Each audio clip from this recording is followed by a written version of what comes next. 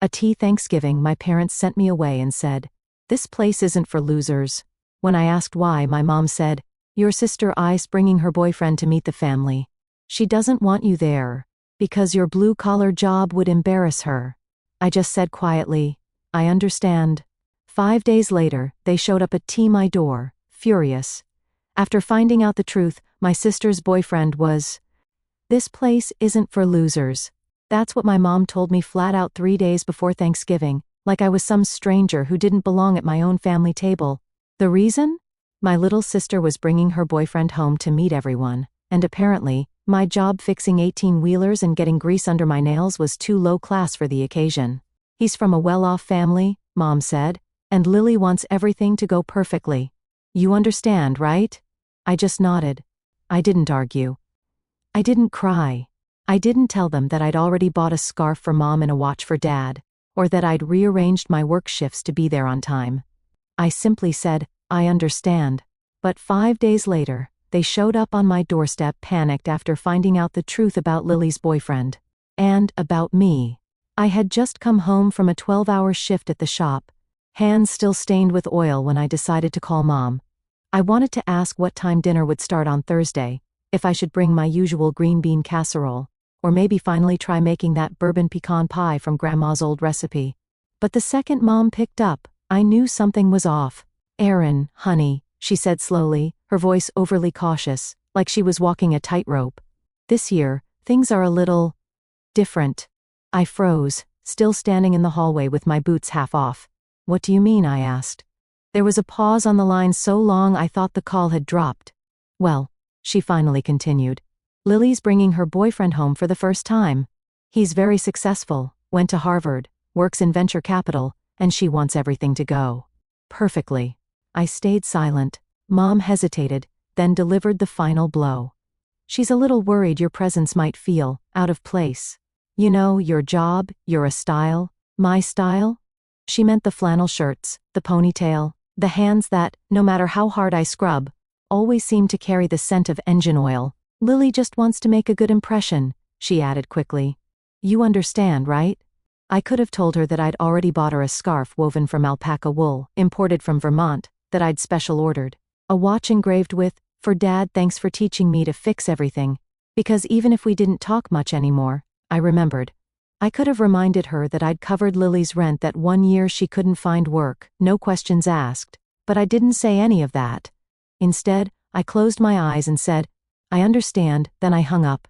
I stood there in the hallway of my little house for what felt like hours. The floor creaked beneath me. A draft came through the windows I still hadn't caulked. Outside, snow had just started to fall. I walked into the kitchen, set the wrapped gifts on the table, and sat down in silence. The phone didn't ring again. Thanksgiving morning arrived with a soft hush of snow blanketing the rooftops and trucks outside. The whole world felt still, like it was holding its breath, but my house was quieter than ever. No sound of football on the TV, no scent of roasting turkey, no clatter of dishes or arguments over how long to bake the pie. Just silence. I stayed in bed longer than usual, staring at the ceiling. Around 9 a.m. I finally got up, threw on a hoodie, and made myself a simple breakfast: 2 eggs and toast.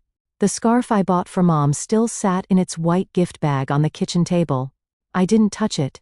Around noon, I packed my toolbox, drove across town, and stopped at Mrs. Halpern's house.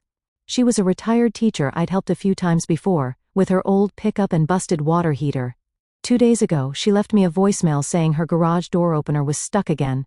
She answered the door wrapped in a thick cardigan, her eyes lighting up like I was the only visitor she expected that day. "You're working on Thanksgiving?" she asked gently. I shrugged. "Better than sitting around doing nothing." She gave me a knowing look and just said, "Coffee's on the table." Fixing her garage opener only took 40 minutes. I stayed a little longer though. Helped her carry in firewood, changed the batteries and her smoke detector. Listened to her talk about her late husband, who always carved the turkey with too much flair. Before I left, she handed me a slice of pumpkin pie wrapped in foil, in case you forget how good home can still taste. Driving home that evening, I passed by my parents' street. All the lights were on in their house. I could make out figures through the front window after, silhouettes holding wine glasses, the golden halo of celebration. I didn't stop. Back in my place, I lit a fire in the small stove, curled up in a chair, and stared at the pie Mrs. Halpern gave me. It wasn't the one I'd grown up eating. It didn't come with whipped cream or a crowded dining room. But it was warm. And it was enough. For the first time in years, I had no one to impress, no one to disappoint, just me and the quiet. And strangely, I didn't feel lonely. I felt free. I used to think there was something wrong with me, like I'd missed a memo everyone else got about how to belong. Growing up, our house wasn't rich, but it was tidy, proper, image-conscious. My mom, Ellen, was the type who ironed pillowcases and served lemonade in mason jars with matching straws. Dad, Mark, worked in city planning, quiet but proud. And Lily, my younger sister, was always the golden child. She was born with soft curls, a perfect smile, and a gift for performance. Dance recitals, speech tournaments, the school news anchor. She floated through everything like it was choreographed. I was the opposite, loud when I was supposed to be quiet, stubborn when I should have smiled. While Lily went to prom in a white stretch limo, I was under my first car changing brake pads with a flashlight in my mouth. She went to college for public relations, ended up on morning TV in Denver for a while, then came back home when that fizzled. Still, in my parents' eyes, she sparkled. When I said I wanted to go to trade school to become a diesel mechanic, Mom pursed her lips like I just said I was joining a circus. "Erin, you're too smart for that," she said. "Why not something more respectable?" I remember that word, respectable. It came up a lot. When I landed my first job working at a trucking depot, Dad didn't say, "Congratulations." He just asked, "Is that safe for a girl?" No one came to see the first shop I managed. No one asked how many certifications I earned, or how many trucks I'd rebuilt from the chassis up. But they watched Lily's news clips on repeat, sent her social media posts around the family group chat with emojis and hearts. I never resented her for it, not really. She just fit into the world they wanted to see. I didn't. Still, I tried. Every year on Mother's Day, I showed up with fresh lilies. I fixed Dad's lawnmower without being asked. When Lily's apartment flooded last winter, and she couldn't make rent, I wired her $200 and never brought it up again. And yet, at the first sign of discomfort off perceived embarrassment, they cut me out. Not even a conversation, not a defense, just, "She doesn't want you there." It didn't break me, but it confirmed something I'd known for a long time. I was family by birth, not by belonging, so I stopped waiting for a seat at their table and started building my own. People see the oil stains on my overalls and assume that's the whole story. But there's more under the hood than anyone knows. It started when I was 22. I had just finished my second year working at the depot, living paycheck to paycheck, and wondering if this was all life had in store. One night, while replacing a radiator on an old Kenworth, the shop radio was playing some late-night finance podcast. Something about compound interest and index funds. I didn't understand a word of it, but it stuck with me. Later that week, I wandered into the public library and picked up a book called The Simple Path to Wealth. I read it cover to cover in 2 days, then I read 5 more. I opened my first brokerage account at 23 with just $700. I skipped new boots that winter to put $300 more into a Vanguard index fund. The next month, I bought 1 share of a freight company I'd worked with. It felt like claiming a piece of the world that used to ignore me. The habit grew. I started waking up at 5 a.m. to read finance blogs before my shift. I tracked dividends, reinvested everything. I picked up side jobs on the weekends, not for spending money, but for investing. I bought my house at 28. It was a wreck, peeling paint, cracked pipes, broken furnace, but I fixed every inch myself. Every dollar I saved on contractors went straight into my portfolio. I never talked about it, not because I was ashamed, but because I knew what would happen the second the numbers came out. The story would Shanja know who I was, but how they looked at me. So I kept my net worth private. Not even my best friend Jada knew the full amount. As of last month, my investment account passed $1.3 million. It doesn't make me special. I'm not flashy. I still buy my tools secondhand and wear the same jacket I had 5 years ago. My pickup has 220,000 miles on it and no interest in quitting. But what I've built, I built on my own. Quietly. Brick by brick. Sometimes I wonder if I kept it a secret out of pride or protection. Because if they didn't respect me when I was just Aaron the mechanic, they didn't deserve to know Aaron the investor. Let them think I'm the loser. They've never met the woman behind the steel-toed boots. It was 5 days after Thanksgiving. I was in my garage, halfway under a flatbed truck, replacing its starter motor, grease coating my forearms, when I heard a car pull up outside, then doors slamming shut. I wiped my hands on a rag, stepped out into the cold December air, and froze. There, standing in my driveway, like ghosts summoned by shame, were my parents and Lily. Dad looked stiff in his pressed coat. Mom held a tin of cranberry muffins like it was a peace treaty, and Lily looked furious. "Aaron," Mom called, voice overly cheerful. "We thought we'd drop by. You know, check in on you." I crossed my arms and leaned against the garage door frame. "Check in? After kicking me out of Thanksgiving?" Lily stepped forward, eyes blazing. "You should have told me, Aaron." I blinked. "Told you what?" "That Evan used to work for you." I stared at her, stunned. Evan? Her boyfriend? The one I wasn't allowed to meet because I was too blue-collar? I didn't know it was the same Evan until yesterday. She snapped. "He came over for dinner again." My nail polish chipped, and I joked about it being from peeling shipping label sand.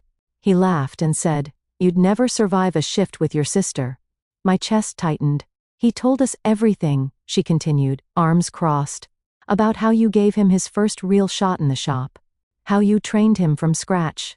How you stopped your boss from firing him after he totaled that client's axle. He said he wouldn't even have a career without you." Mom's face was pale now. Dad rubbed the back of his neck. "Then," Lily said, voice trembling, "he told us about your investments, about how you taught him the difference between gambling on meme stocks and building long-term wealth. How you showed him your spreadsheets, Aaron." She was shouting now. "He said you have over $1 million tucked away. And you never told any of us?" I let the silence hang in the air, like the fog of engine smoke. "No," I said finally. "I didn't." Mom stepped forward, voice small. "We had no idea, honey." I looked at her, then at Lily. Would it have mattered? Would I have been invited if Evan hadn't said something? They didn't answer. Dad cleared his throat. "It's not about the money, Aaron." I laughed. "Isn't it?" Lily's eyes shimmered not with tears, but humiliation. "You made me look stupid in front of him." That cut deeper than I expected. "I didn't make you do anything," I said flatly. "You chose to be ashamed of me before you even knew me." Mom looked down at the tin in her hands, then back up. "We came to apologize, and we wanted to talk." She glanced nervously at Lily. "Evan's starting a business, something with auto parts distribution. He thinks you two should meet again. Maybe work together, combine your strengths." There it was, the shift, the real reason. Not guilt, not love. Opportunity? I exhaled sharply and stepped back into the garage. "You came to apologize," I said, "but you brought a pitch." Lily's face hardened. "It's called building something, Aaron. You should understand that." "I do," I said. "That's why I built it without you." Then I turned, walked inside, and left them standing in the cold. I didn't sleep much that night. Even after they left, the tension hung in the air like burnt rubber. I sat at my kitchen table, the tin of cranberry muffins untouched. Outside, the frost began to gather on the windows. Around 10 a.m., the next morning, my phone buzzed. "Lily," I almost let it ring out, but curiosity won. "Hey," she said softly when I answered. "Look, yesterday was a mess, but I want to start over." I stayed quiet. "I talked to Evan," she continued. "And he really thinks this business idea could work with you on board." "Because of my money," I said flatly. "Because of your experience," she corrected quickly. "And sure, okay, the capital helps too. But he respects you, Aaron. He sees what I didn't." There was a pause. "I know we've never been close," she said. "But maybe this is a chance to change that. To build something as sisters." Something in me tightened. For years, I'd wished Lily would see me. Not as the messy, greased-streaked disappointment, but as someone with worth. And now, she was offering me inclusion. A seat at the table I'd been locked out of. But only now, only after the truth came out. "Lily," I said slowly, "do you even know what I do each day?" She hesitated. "You fixed trucks." I diagnose electrical failures in vehicles weighing over 10 tons. I recalibrate diesel emissions systems. I manage a crew of 7, and I still crawl under rigs myself when it matters. Silence. I've built something, I continued. Voice low. Not just a portfolio. A life. A business. A home. I know, she whispered. That's why this matters. I stood by the window, looking out over the snow-covered yard. If I had said yes yesterday before you knew about Evan, before the money, would I have been welcome at Thanksgiving? No, she admitted. I was embarrassed. And now? She didn't answer. Let me be clear, I said. Voice sharper. I'm not interested in buying my way into acceptance. If you want to rebuild something real with me, it won't start with a business deal. Erin, she said frustrated, don't throw away an opportunity because of pride. This isn't pride, I replied. This is boundaries. Then, I ended the call. For a long time I stood in the stillness, listening to the hum of the old fridge and the creak of the furnace warming up again. I wasn't angry. I wasn't even sad anymore. Just done. And that somehow felt like peace. 2 days after Lily's call, Mom and Dad showed up again. No warning. Just the crunch of tires on snow and the sound of knuckles on my front door. I opened it slowly, wiping grease off my hands with a shop towel. Mom was bundled in her red wool coat. Dad held his hands in his jacket pockets, rocking on his heels like he didn't want to be there. Hi, sweetheart, Mom said softly. Can we come in? I let them in. Not because I was ready, but because I was finally ready to finish it. We sat in the living room. Same old couch, same lamp with a crooked shade. The scarf I bought her still sat in its untouched gift bag on the table. She noticed it, but didn't say anything. I want to start over, she said. We made a mistake, Erin. A big one. Yeah, I replied quietly. You did. Dad cleared his throat. We were wrong to exclude you. We didn't mean to hurt you. You didn't mean to? I asked, meeting his eyes. You told me Thanksgiving wasn't for losers. You just didn't think I'd push back. They looked down. I want to be clear, I said. I'm not here to argue. I'm not here to be convinced. Mom looked up. We're not here for money. I swear. Then why now? I interrupted. Why only after you found out what I've built? Dad stepped in. We didn't know, Erin. We didn't understand. And if Evan never said a word, I asked, would you be sitting here? Silence. I leaned forward, voice steady. I'm not ashamed of my work. I never have been. The only thing I regret is letting your silence shrink me for so long. Mom's eyes glistened. We were trying to protect Lily's moment. We didn't mean to erase yours. But you did, I said. And I've spent years giving, forgiving, and waiting to be enough for you. I looked between them. This is where that ends. They both froze. I'm not cutting you off, I added. But I'm done begging to belong. I'm done performing for a place at the table. Dad sighed heavily. So what happens now? I stood, walked to the door, and opened it slowly. What happens now, I said, is that you decide whether you can love me for who I am, not who you wish I'd been. But you do it from the other side of this door. Mom stood but didn't move. Her mouth trembled like she wanted to say something but didn't know how. I didn't fill the silence for her. For once I let it speak. And after a long moment, they stepped outside. I closed the door behind them. Gently. Not out of anger. Out of clarity. It's been almost a year since that door closed. I haven't heard much from my parents since then. A few holiday texts. A birthday card with just a signature row message. Lily called once a month later. Said Evan had left the startup. Said she wasn't sure what to do next. I wished her well. I meant it. But I didn't invite her back in. I wasn't angry. Not anymore. I was just free. In the months that followed, something surprising happened. People started finding their way to me, not the ones who had once ignored me, but new ones, real ones. Young women from my old trade school reached out, asking how I built my portfolio. A local community center invited me to speak at a financial literacy workshop. I started saying yes, not because I needed validation, but because I finally had something I wanted to give. Proof that you don't need to be polished to be powerful.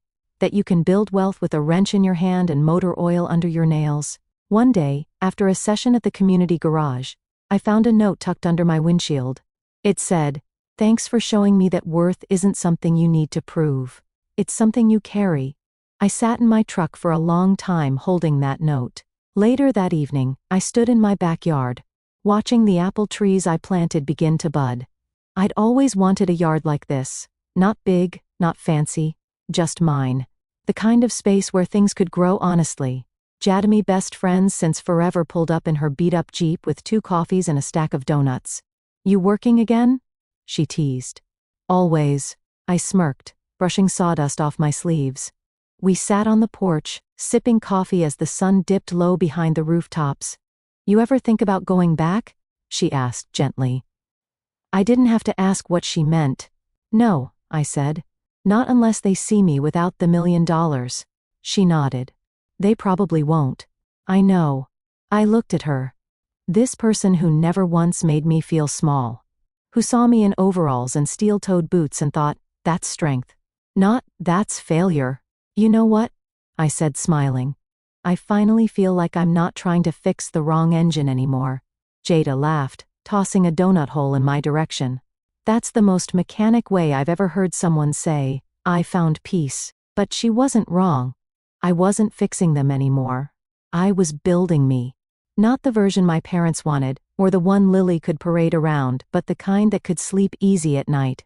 The kind who chose integrity over invitation. As the stars blinked into the sky, I whispered something I hadn't dared say aloud until that moment. I am not a loser. And this time, no one needed to tell me otherwise.